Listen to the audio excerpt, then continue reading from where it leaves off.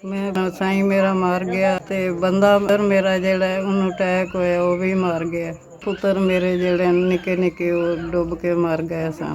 ਆਹ ਮੇਰੀਆਂ ਫੈਲਾਂ ਨੇ ਤੇ ਇਹ ਵੇਖੇ ਨਾ ਗੋਡੇ ਗੋਡੇ ਵਿੱਚ ਪਾਣੀ ਖਲੋਤਾ ਹੁੰਦਾ, ਸਾਰੇ ਭਿੱਜੇ ਪਏ ਹੁੰਦੇ ਆ। ਸਾਡੇ ਵੱਡੇ ਵੱਡੇ ਸੱਪ ਡਿੱਗਦੇ ਨੇ ਛੱਤਾਂ 'ਚ, ਅਸਰਾ ਨਹੀਂ ਪੁੱਤਰ।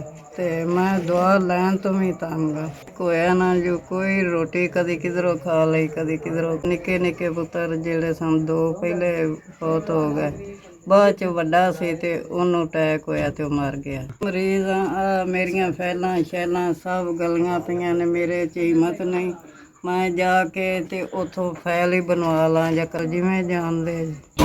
ਤੇ ਕੋਈ ਵੀ ਬੰਦਾ ਨਹੀਂ ਜੋ ਕੋਈ ਮੇਰਾ ਵੇਖਣ ਸਾਹਸ ਕਰਦਾ ਹੋਵੇ। ਸਾਰੀ ਕਿਸੇ ਪਾਸੇ ਦਾ ਕੋਈ ਸਾਹਸ ਨਹੀਂ ਕਰਨ ਵਾਲਾ। 5000 ਸਾਰੇ ਦਾ ਬਹੁਤ ਬਹੁਤ ਸ਼ੁਕਰੀਆ। ਤੁਸੀਂ ਮੈਨੂੰ 5000 ਰੁਪਇਆ ਦਿੱਤਾ, ਮਿਹਰਬਾਨੀ ਬੜੀ ਮਿਹਰਬਾਨੀ। ਮੇਰੇ ਕੋਲ ਉਹ ਨਹੀਂ ਸੀ ਜਿਹੜਾ ਮੈਂ ਜਾ ਕੇ ਤੇ ਆਟਾ ਹੀ ਲਿਆ। ਤੇ ਬਹੁਤ ਸ਼ੁਕਰੀਆ। ਤੇ ਮੈਂ ਪੁੱਤਰ ਬੜੀ ਦੁਖੀ ਹਾਂ, ਮੇਰੇ ਕੋਲ ਕੋਈ ਗੁੰਜਾਇਸ਼ ਦੁਆ ਜੋਗੀ ਨਹੀਂ। ਬਹੁਤ ਬਹੁਤ ਸ਼ੁਕਰੀਆ। 5000 ਰੁਪਇਆ ਮਿਲ ਗਿਆ।